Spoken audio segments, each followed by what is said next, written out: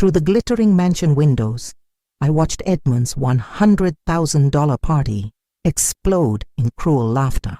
Frederick and Celeste toasting my erasure with champagne flutes, barring me like a beggar at their gates. They were certain I'd vanish forever, but one ancient key from Mildred unlocked their doom. You won't believe the panic in his eyes when it turned.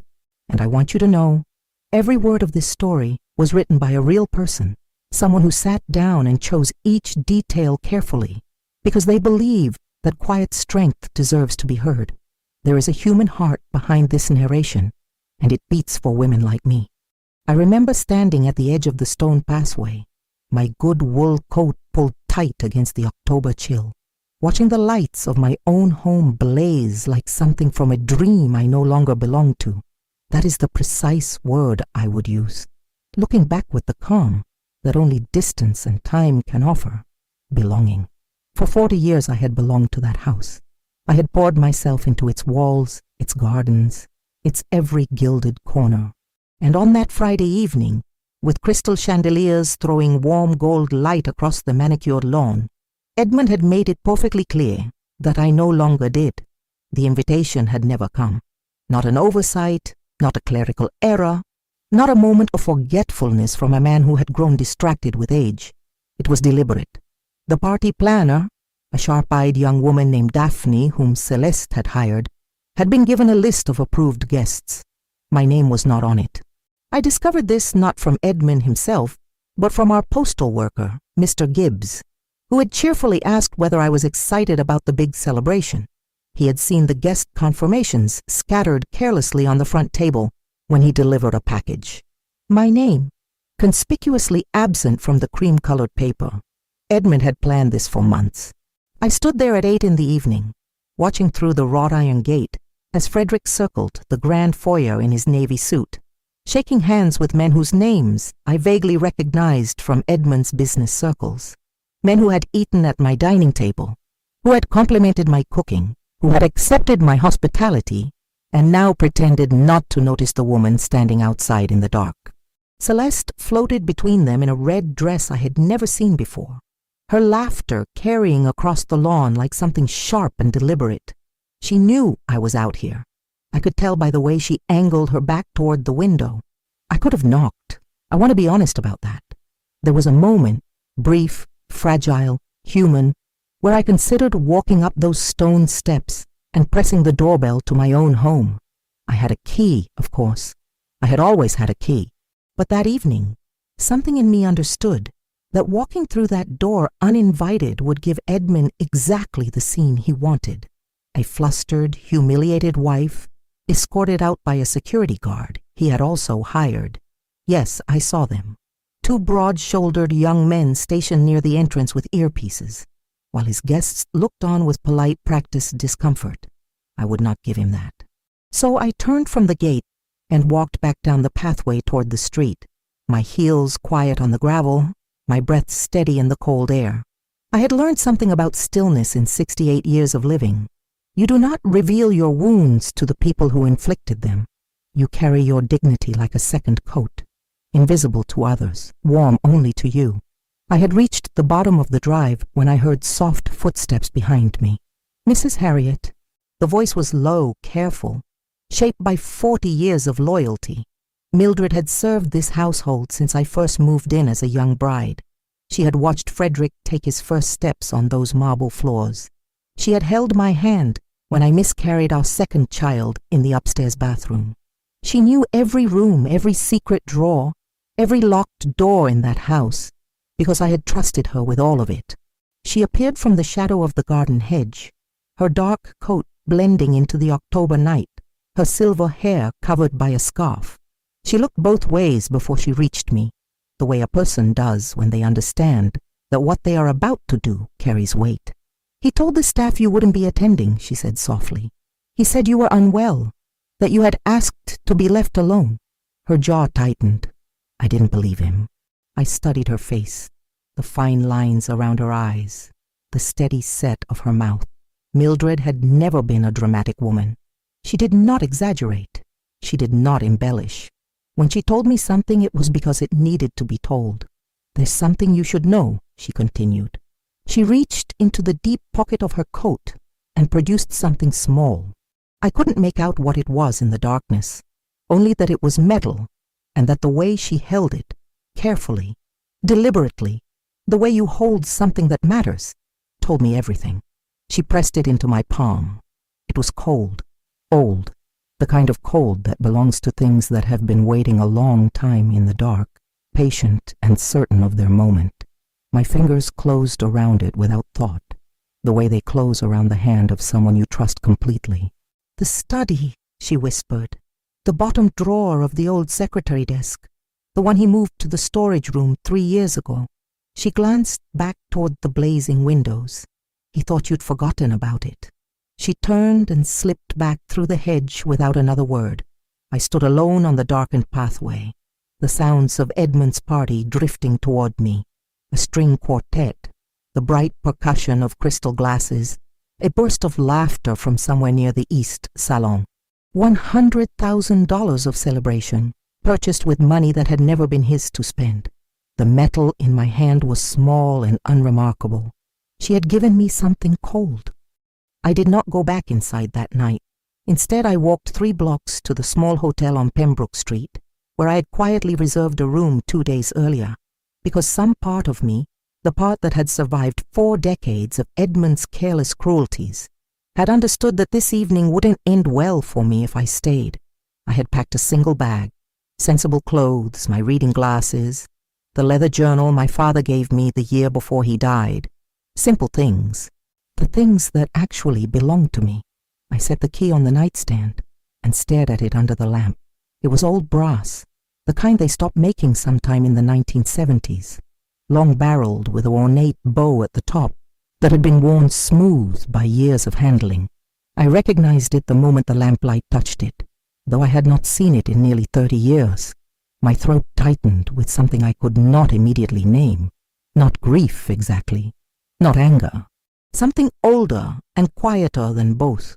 My father, George Whitmore, had been a precise man, an engineer by training, a builder by nature. He had constructed his life the way he constructed everything else, with careful attention to load-bearing details and a deep distrust of anything that couldn't be measured. He did not trust banks entirely. He did not trust lawyers entirely. What he trusted was weight and lock and steel. When he died and left me his estate, a sum that would have astonished most people who knew us as a modest family from Connecticut, he left it with instructions as clear and solid as the man himself. The money was mine, not Edmund's, mine. Protected by a document drawn up by my father's own attorney, witnessed and filed and sealed, against exactly the kind of man my father had quietly suspected Edmund to be from the very beginning. "He smiles too easily," my father had said once, the only time he ever commented directly on my husband. I had been too young and too in love to hear what he was actually saying. The money had funded everything. The down payment on the Hartwell property, what everyone now called Edmund's mansion, had come from my inheritance. The renovations, 3 rounds of them over 15 years, had come from my inheritance. The landscaping, the wine cellar, the heated pool that Edmund showed off at every opportunity as evidence of his own success. All of it, every last gilded detail, purchased with money my father had left specifically to me. Edmund knew this. He had always known this. In the early years, he had been almost grateful, or performed gratitude convincingly enough that I accepted it. But gratitude has a short shelf life in men who prefer to rewrite history. By our 20th anniversary, Edmund had begun referring to his estate at dinner parties. By our 30th, he had stopped correcting guests who assumed he had built it himself. By our 40th, he had apparently decided that erasing me from the guest list of a $100,000 party in my own home was a perfectly reasonable thing to do. But my father had been a precise man, and the key in my hand opened the old secretary desk, the heavy mahogany one Edmund had banished to the storage room 3 years ago, when Celeste had redecorated the study in what she called a cleaner aesthetic. What she meant was that she wanted Edmund's space to look like it had always belonged to him alone. The secretary desk, with its carved initials and its faint smell of my father's pipe tobacco, did not fit that story. So it had been moved and apparently forgotten. What Edmund had not considered, what neither he nor Frederick nor Celeste had thought to consider, was that Mildred had been present the day my father's attorney delivered the final paperwork.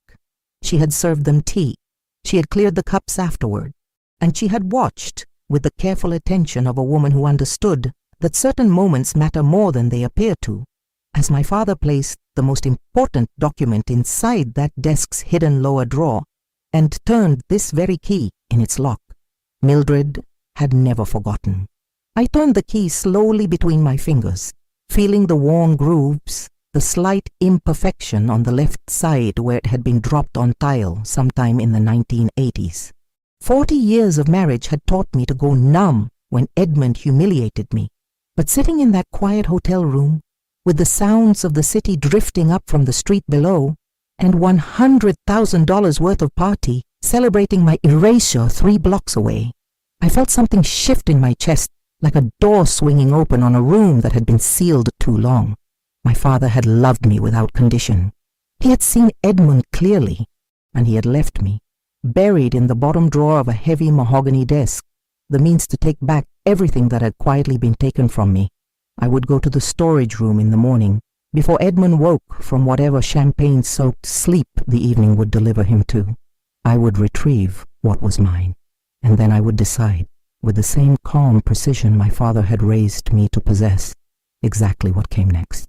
Have you ever been underestimated like this? Tell me below. I closed my fingers around the key and turned off the lamp. In the darkness I could still feel its cold weight, and the faint, certain warmth of what it was about to unlock. I arrived at the storage room at 6:45 in the morning. The house was quiet in the way that only follows excess, that particular stillness of rooms that held too much noise the night before. The catering crew had left sometime after midnight. I had watched the last van pull away from my hotel window, its red taillights disappearing around the corner of Hartwell Drive like punctuation at the end of a sentence I had not been allowed to finish. Edmund would be asleep until 10 at least. Frederick and Celeste had a guest suite on the east wing. The security guards were gone. Only Mildred would be awake, moving quietly through the kitchen the way she always did, the first pot of coffee already brewing before the rest of the world remembered to open its eyes. She had left the side gate unlocked for me. I slipped through it without a sound, my flat shoes silent on the stone path that ran along the garden's edge toward the maintenance wing. The October morning was pale and cold, the lawn still carrying the debris of last night's celebration. A forgotten champagne flute near the rose bushes, a silk cocktail napkin caught against the iron fence, the ghost of $100,000 scattered carelessly across my father's grass. I did not stop to look at any of it. I kept my eyes forward and my breathing even, and I walked the way my father had taught me to walk into any difficult room, like you have already decided how it ends. The storage room was at the back of the maintenance wing, behind the utility closet, and the old boiler Edmund had never bothered to replace. It smelled of must and machine oil, and the particular dry stillness of forgotten things. The secretary desk stood against the far wall, covered by a canvas drop cloth that Mildred had told me, in a brief text the night before, she had left deliberately loose at the lower left corner. She thought of everything, that woman. She always had. I lifted the cloth and ran my hand along the desk's familiar surface. The carved initials were still there. GW, my father's mark, pressed into the wood just below the brass handle of the center drawer. I had traced those letters 1,000 times as a child, sitting on the floor of his study while he worked, feeling the grooves with my fingertip, the way you feel the face of someone you love in the dark. My eyes stung briefly. I allowed it. Then I crouched down, found the lower drawer, and pressed the key into the lock. It turned on the first try. The drawer held 3 things: a small bundle of letters tied with kitchen twine, my father's handwriting on the envelopes addressed to me, dated across the last year of his life, a manila envelope thick with documents bearing the embossed seal of Whitmore and Associates, my father's attorney, and beneath both of these, flat and precise as the man who had placed it there, a single document in a clear protective sleeve. The power of attorney. I already knew it existed. My father's attorney, A quiet man named Mr. Stanhope, who had since retired to Vermont, had explained it to me the week after my father's funeral. The document granted me, and only me, full legal authority over all assets derived from the Whitmore estate. It had been drafted specifically to prevent those assets from being absorbed into marital property, from being redirected, restructured, or legally reassigned without my explicit written consent. My father hadn't been a suspicious man by nature, but he had been a thorough one.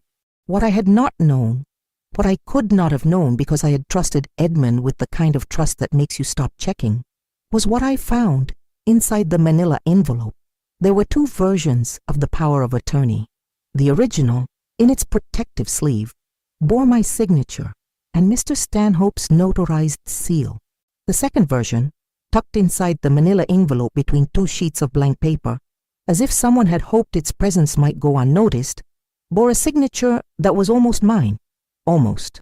The loop of the H slightly too wide, the R angled 2 degrees off, enough to pass a casual inspection, not enough to survive a forensic one. Edmund had filed a modified version with the county records office 4 years ago.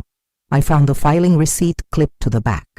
He had replaced my name on 2 key asset transfers with language that effectively made him the sole financial authority over the Hartwell property.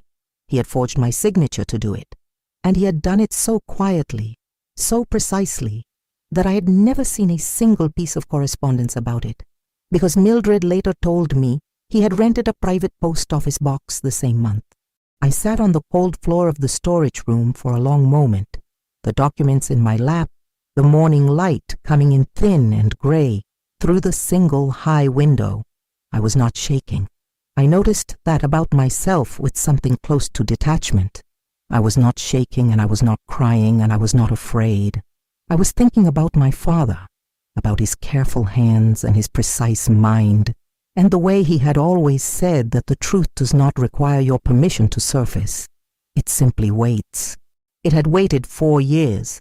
Tonight was Edmund's second evening of celebrations.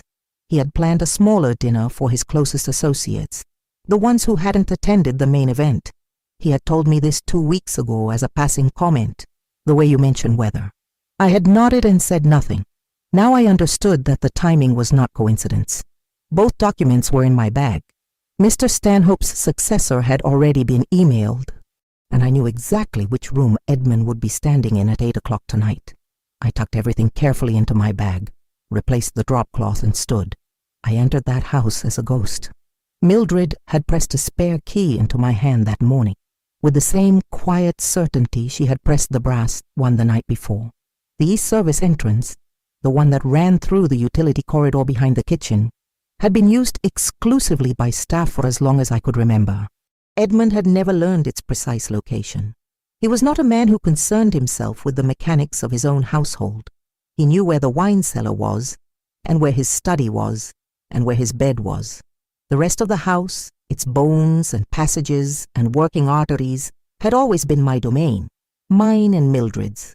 And on that Saturday evening, as Edmund's smaller dinner gathering filled the main salon with the low murmur of expensive conversation, I slipped through my own home like a current of cold air, present, invisible, and absolutely certain of where I was going. I had dressed carefully. A gray wool dress I had owned for 12 years, fitted but unassuming. The kind of garment that makes a woman look like furniture in a room full of people who have decided not to see her. Low heels, my mother's pearl earrings, small, cream-colored, genuinely old. My hair pinned back the way I had worn it at my wedding, which Edmund had not noticed then and would not notice now. I was not dressing to be seen. I was dressing to move. The corridor smelled of roasting garlic and warm bread. The catering staff, a different company from the previous night, smaller, more intimate, moved with practiced efficiency between the kitchen and the salon. None of them knew my face. To them I was simply another gray-dressed woman navigating the back of a large house, and in the way of people with work to do, they looked through me entirely. I kept my bag close against my side, the documents pressing gently against my ribs with every step, and I moved deeper into the house. The salon was separated from the corridor by a set of tall paneled doors that Edmund kept closed during gatherings to manage the acoustics. He was proud of those doors. Hand-carved oak, imported, one of the renovations I had financed without discussion in the early years of our marriage, when I still believed that beautiful surroundings might produce a beautiful life. They were cracked open by perhaps 4 inches, enough for warm light to spill across the corridor floor in a narrow gold bar, enough for sound to travel clearly. I stood just to the left of the doorframe and listened. There were perhaps 12 people in the room. I recognized voices before faces. Gerald Ashworth, Edmund's longest business associate, whose laugh arrived before everything else he said. Patricia Vane, who collected art and opinions in equal measure. 2 or 3 men whose voices I could place but not name. The kind of peripheral figures who populate a certain kind of man's social life without ever quite becoming real. And Edmund himself, holding court near what I imagined was the fireplace, his voice carrying that particular resonance he reserved for rooms where he felt entirely safe. He was telling a story about the property. Took me the better part of a decade to get it to where it stands now, he was saying, and I could hear the pleasure in it, the ease of a man narrating a history he had revised so many times it had become true to him. The East Garden alone was a 2-year project. Had to entirely reimagine the drainage system. But when you commit to something, you commit completely. That's always been my philosophy. Gerald Ashworth made an appreciative sound. Edmund, you've built something genuinely remarkable here. Patricia Vane said. The craftsmanship alone. It's about vision, Edmund said, and I could hear him settling into the word, wearing it. Most people see a property and think about what it is. I've always thought about what it could become. I pressed my back against the corridor wall and breathed slowly through my nose. What it could become. He had stood in my father's study, this very house, purchased with my father's money, and told a room full of people that his vision had built it. 4 decades of my inheritance, my patience, my silence, distilled into Edmund's philosophy. And Frederick, who was somewhere in that room, knew every word of it was false, and said nothing, because Frederick's silence had always been purchasable. I moved carefully along the corridor until I reached the second set of paneled doors, the ones that opened from the interior hallway directly into the salon's far corner, near the fireplace alcove. These doors Edmund never thought about because they opened onto a section of the room that guests rarely occupied. A reading corner, really, with 2 wing-back chairs and a low bookshelf that held volumes no one in this house had ever actually read. I had chosen those books myself, 25 years ago, another detail that had dissolved quietly into Edmund's mythology. I eased the door open by 2 inches. The room came into view in a narrow vertical slice. Firelight, the gleam of crystal, the dark shoulders of Edmund's dinner jacket, the silver at his temples that had arrived in his 50s and which he considered distinguished. Frederick stood near the drinks table, his profile toward me, one hand in his pocket, watching his father with an expression I had seen before, but never quite correctly identified. I understood it now. It was calculation wearing the mask of admiration. It was a son studying a man he intended to surpass. Celeste was perched on the arm of a chair near the window, her posture the particular kind of artful that requires practice, her attention drifting between Edmund's performance and her own reflection in the dark glass behind him. She was beautiful in the way certain expensive things are beautiful, flawlessly presented and fundamentally empty. Edmund lifted his glass. To this house, he said, and the room lifted with him. To what we've built. To what we'll continue to build. The crystals sang as the glasses met, and in the corridor, alone in the dark with my bag pressed against my side, I felt something inside me go absolutely still. Not the stillness of defeat, not the stillness of grief, the stillness of a woman who has waited a very long time for the right moment and has just felt it arrive, the way you feel a key align with its lock in the dark, that precise, unmistakable click of things coming into true position. I watched Edmund lower his glass. His hand was steady, confident, the hand of a man who believed completely that he had won. What city are you watching from? drop it in comments. I watched him take a long, satisfied sip. And then I watched something cross his face. Barely perceptible. A shadow of a thing, there and gone in less than a second. His eyes moved, the way eyes move when peripheral vision catches something the conscious mind has not yet processed. They moved toward the far corner of the room, toward the narrow crack of open door, toward me. His cup trembled. I did not flinch. That is the detail I return to most often when I think about that moment. The fact that Edmund's eyes found mine through that narrow gap in the doorway, and I did not move, did not blink, did not shrink back into the corridor the way I might have done at 30 or 40 or even 60. I simply looked at him, steady and quiet and entirely present, the way my father had taught me to stand in rooms where people expected you to be small. Edmund's expression passed through several things in rapid succession. Surprise first, genuine, unguarded, the kind that strips a man of his performance before he can catch it. Then confusion, because his mind was working to reconcile what his eyes were telling him with what he believed to be true, which was that I had been effectively removed from the equation.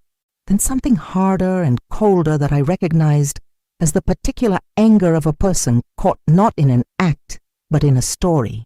The rage of a narrative interrupted. He excused himself from Gerald Ashworth mid-sentence. I had already moved. By the time Edmund reached the far corner door and pulled it open, I was standing in the corridor with my bag in both hands and my shoulders squared, and Mildred was beside me. She had appeared from the kitchen passage with the silent reliability that had defined her 40 years in this house. Her hands folded in front of her, her expression the portrait of a woman who has made her choice and is entirely at peace with it. Edmund looked at her, then back at me. His mouth opened and closed once, a gesture so uncharacteristic of a man who prided himself on language that it almost moved me to something I might have mistaken for pity. Harriet. His voice was low, pressured, the voice he used when he wanted to manage a situation before it became a scene. "What are you doing here?" It was not a question. It was a command dressed as one. "I live here," I said. He stepped into the corridor and pulled the door almost closed behind him, sealing the party sounds on the other side to a muffled warmth. His jaw was tight. He smelled of cognac and the cedar cologne he had worn for 30 years, and standing this close to him in the narrow corridor, I felt briefly the full weight of 4 decades, all the mornings and evenings and ordinary Tuesdays that had accumulated between us like sediment, the life we had built together out of my money and his ambition and my silence. I let myself feel it for exactly 3 seconds. Then I reached into my bag. "I want you to see something," I said, and my voice was so calm it surprised even me. I produced the original power of attorney first, my father's document, pristine in its protective sleeve, Mr. Stanhope's notarized seal catching the corridor light. Edmund's eyes dropped to it involuntarily. A muscle in his jaw moved. "That's," he began. "And this," I said, and placed the second document beside it in my hands, the forged version, the one with the signature that was almost mine but not quite, the filing receipt clipped to its back with Edmund's private post office box address, printed in clean black type. The corridor was very quiet. Edmund did not speak for a long moment. I watched the cognac warmth drain from his face in real time, watched the careful architecture of his confidence develop the first visible fracture. His eyes moved between the 2 documents with the rapid, involuntary calculation of a man running numbers he knows will not balance. "Harriet, listen to me." His voice had changed register entirely. Lower now, almost soft, a tone I had heard him use only in genuine crisis. "This is not what it looks like. There was a legal restructuring, my attorney advised. Your attorney filed a document bearing my forged signature," I said quietly. "That is a felony." He reached for my arm. Mildred stepped forward by precisely 1 inch. She did not touch him. She did not speak. She simply moved, and the movement was enough. Edmund's hand stopped in the air between us like a question he had decided not to finish. I returned both documents to my bag and withdrew the 3rd item I had prepared, a sealed envelope bearing the name and address of Mr. Stanhope's successor a woman named Attorney Claire Beaumont, to whom I had couriered a full copy of both documents that morning along with a detailed letter. The envelope I held now was Edmund's notification copy. I pressed it into his free hand and watched his fingers close around it slowly, the way fingers close around things they do not want but cannot refuse. "My attorney has the originals," I said, "and the filing records, and the correspondence between your private post office box and the county records office." I paused. "All of it." Edmund stared at the envelope. His chest rose and fell with the effortful breath of a large man trying to appear smaller than he feels. Behind the closed door, the party continued in its warm, oblivious bubble. Gerald Ashworth laughing at something, the bright note of Patricia Vane's voice, the soft percussion of crystal on crystal. $100,000 of celebration, still running on borrowed time. "You can return to your guests," I said, "or you can come into the salon and we can have this conversation in front of them. Either way, the documents exist. Either way, Attorney Beaumont has her copies. The choice of setting is yours." For a moment, one long suspended moment, Edmund looked at me with something I had never seen on his face before. Not anger, not contempt, not the weary tolerance he had worn like a second skin through the last decade of our marriage. What I saw was simpler and more naked than any of those things. He was afraid. I turned toward the salon door and opened it fully, stepping into the warm light of my own house, and the room turned toward me the way rooms turn toward disruption. Slowly at first, then all at once. 12 faces, 12 sets of eyes adjusting from Edmund's familiar performance to the unfamiliar figure of his wife, standing in the doorway with a leather bag and an expression that required no explanation. I crossed to the center of the room. I set the original power of attorney on the mahogany side table, my father's table, shipped from Connecticut the year he died, another detail absorbed into Edmund's mythology, and I let the room see it, let the embossed seal catch the firelight, let the silence do its work, and then I looked at Frederick. Frederick, who had been watching from the drinks table with that expression I now correctly understood. Frederick, who had known about his father's forgery. Mildred had confirmed this carefully the night before. Frederick, who had his own calculations running. He looked back at me across the firelit room, and Frederick smiled, secretly, slowly, the smile of a man who has just watched a door open that he intended to walk through himself. Frederick moved first. That surprised me, even though it should not have. I had spent 38 years watching my son calculate his moments, the precise pause before he asked for something, the careful positioning of requests inside larger conversations, the way he had always waited for the room to shift before committing his weight to either side. He was his father's son in that regard, or had learned to be, but he was also something Edmund had never been, which was patient in a way that had direction. Edmund's patience was the patience of a man waiting for applause. Frederick's patience was the patience of a man waiting for leverage. He set his glass down on the drinks table with a small, deliberate click and walked toward the center of the room. "Mother," he said, and his voice carried warmth so precisely calibrated it took my breath away for a moment. Not because I believed it, but because I recognized how long he had been practicing it. "I think everyone here deserves to understand what's actually happening." Edmund turned sharply. "Frederick!" "Dad." Frederick's voice did not rise. It simply closed, the way a hand closes around something it intends to keep. He did not look at his father. He kept his eyes on the room, on Gerald Ashworth and Patricia Vane, and the 10 other faces arranged around the firelight, all of them now fully present in the way people become present when they sense that the entertainment has changed entirely. "I think it's time." The room was absolutely still.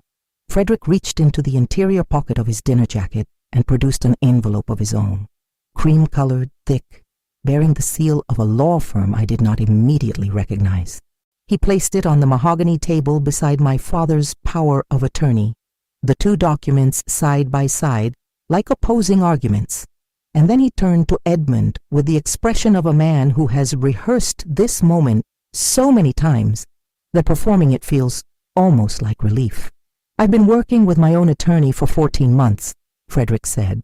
"What Mother has just presented, The forgery, the false filing, the restructured asset transfers. I've known about all of it. I have independent documentation, copies of the original correspondence, bank transfer records. He paused. All of it filed this morning with a second attorney, independent of Mother's. Edmund's face had gone the color of old plaster. You? His voice fractured on the single syllable. He looked at his son the way a man looks at a floor that has just given way beneath him. Not with anger yet, but with the raw, unprocessed shock of structural failure. You went behind my back. You went behind Mother's back for 4 years, Frederick said simply. I simply made sure I was positioned correctly when it came apart. And there it was. The thing beneath the thing. I had known it was coming. Mildred had warned me carefully the night before that Frederick's motivations were not entirely filial. He was not doing this for me. He was doing this because Edmund's forgery, if left unchallenged, would have eventually redirected the entirety of the Hartwell estate into Edmund's sole control, cutting Frederick's inheritance by a margin that Frederick had apparently found unacceptable. He had waited and watched and built his own parallel case, and he had chosen this room and this moment not to protect his mother, but to ensure that when the estate was legally dismantled, he would be standing closest to the pieces. I looked at my son across the firelit room and felt something settle in me with a finality that was almost peaceful. He was not saving me. He was saving his share. Edmund understood it in the same moment I did. I watched it cross his face. The full comprehension of what his own son had done. The recognition that the betrayal in this room ran in 2 directions simultaneously. His mouth worked silently. His hands, those steady, confident hands that had lifted a glass 20 minutes ago with the ease of a man who believed he had won, were trembling now at his sides in small, involuntary movements he could not seem to stop. Frederick! His voice had reduced itself to almost nothing. After everything you built, Frederick said, and the warmth had gone from his voice entirely now, replaced by something flat and businesslike. We both know what you built it with, Dad. That was always going to matter eventually. Celeste hadn't moved from her position near the window. I looked at her now, really looked at her perhaps for the first time, and what I saw was not the socialite performance, or the practiced beauty, or the artful posture. What I saw was a woman who had understood for some time that she had married into a sinking structure, and was now watching it go down with the careful, self-preserving attention of someone calculating the distance to the nearest exit. She met my eyes briefly, then she looked away.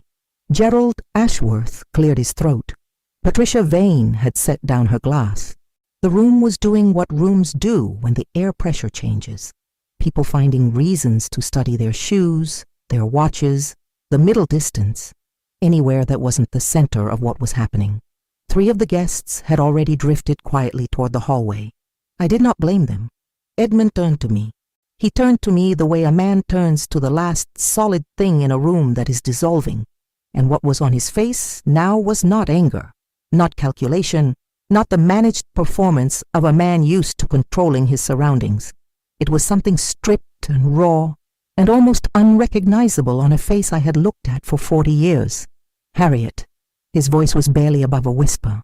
Please, there are ways to resolve this quietly.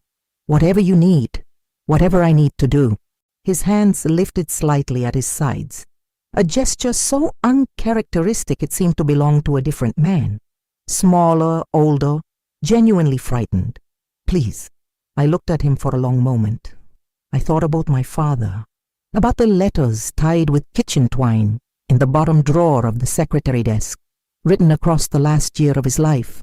I had not read them yet. I had been saving them the way you save things that will cost you something to receive. I thought about 40 years of October mornings in this house, the smell of coffee and garden frost, the particular light through the east window that I had loved before Edmund had made it his. I thought about the baby we had lost, and the years we had not, and all the ordinary, irretrievable things that accumulate between 2 people, regardless of what else is true. And I thought about the orphanage on Clement Street, St. Agatha's, which had been struggling for 3 years with funding cuts, which served 47 children under the age of 12, which had sent me a letter 8 months ago thanking me for a small anonymous donation I had made from my personal account, and asking if there was any possibility of future support. There was. Like and subscribe if elegant revenge keeps you hooked. I reached into my bag one final time and produced the last document, the one I had prepared with Attorney Beaumont 2 days ago, before any of this had played out, because I had known then what I knew now, which was that the only ending that would give me peace was one that removed me entirely from the architecture of Edmund's world, rather than simply repositioning me within it. I set it on the table beside the others. Edmund looked at it. His face crumpled with confusion. "That," I said quietly, "is my decision." My decision had already been made. The document on the table was a deed of charitable transfer. Attorney Beaumont had drafted it with the same precision my father would have admired. Clean language, no ambiguity, every asset clearly named and legally accounted for. The Hartwell property, its contents, its grounds, its wine cellar and heated pool and hand-carved oak doors, and all the gilded renovations that 40 years of my inheritance had built, transferred in full to the St. Agatha's Children's Foundation, effective upon legal resolution of the forgery case. The transfer was structured to be uncontestable. Attorney Beaumont had been thorough. My father's original power of attorney made it airtight. Edmund's forgery, paradoxically, had sealed its own defeat, because the moment it was proven invalid, full legal authority over every asset derived from the Whitmore estate reverted entirely to me, and I had already decided what to do with it. Edmund read it slowly. I watched his eyes move across the page, the careful, disbelieving movement of a man reading a sentence he keeps expecting to change. When he reached the bottom and found that it did not change, he read it again. The room was so quiet I could hear the fire settling in the grate, the small domestic sound of wood shifting into ash, patient and complete. "You're giving it away," he said finally, not to me specifically, to the room, to the air, to the incomprehensible fact of it. "I'm giving it to 47 children who need it more than either of us do," I said. Frederick made a sound, sharp, involuntary, the sound of a man watching 14 months of careful legal positioning evaporate in a single sentence. He looked at the document, then at me, then at the document again, and for the first time that evening his composure showed its seams. His jaw tightened. His eyes hardened with the specific fury of a person who has outmaneuvered everyone in the room except the one who mattered. Mother. His voice had lost all its practiced warmth. "You cannot simply— the estate has value that— The estate has value," I agreed. "That's precisely why I chose St. Agatha's." Celeste stood up from her chair by the window. She looked at Frederick with an expression I recognized as the beginning of a calculation, the rapid, private arithmetic of a woman reassessing her position in a story that had just rewritten its own ending. She opened her mouth, closed it, and then crossed the room toward the hallway without a word to anyone. Her heels were sharp and deliberate on the marble floor. The sound faded.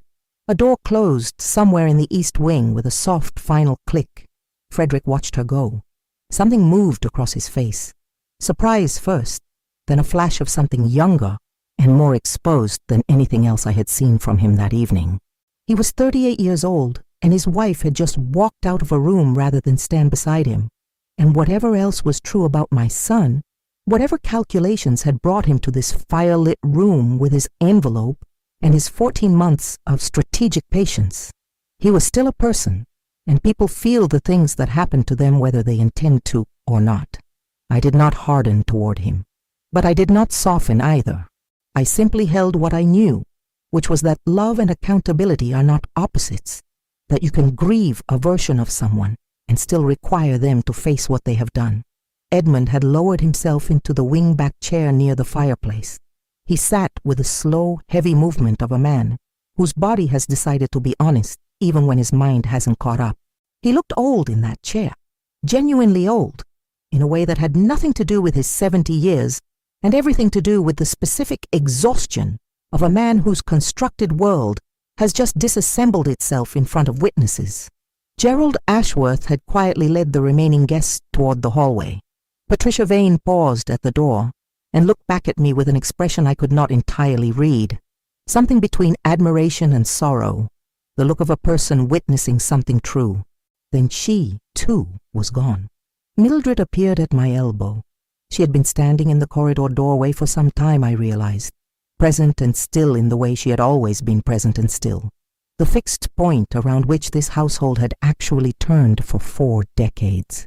She handed me my coat without a word. I put it on, smoothing the collar, feeling the familiar weight of good wool settle across my shoulders.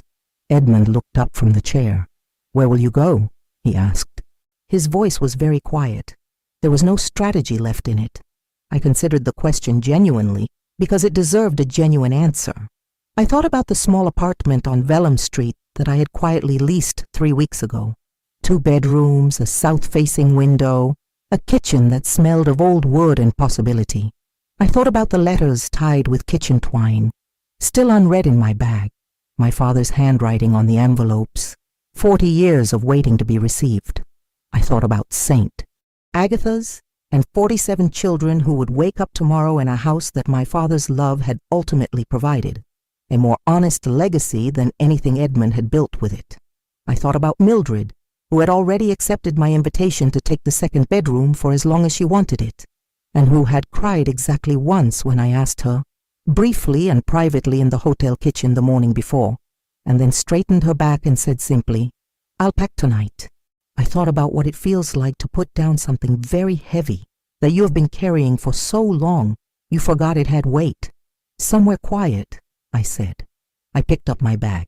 I walked through my own house one final time, through the salon with its dying firelight, through the foyer with its chandelier casting warm gold across marble I had chosen in 1991, past the east staircase where Mildred had once held my hand in a moment of private grief, through the front door and down the stone steps and along the pathway where I had stood 2 nights ago in the October dark, watching champagne flutes catch the light through windows that were mine.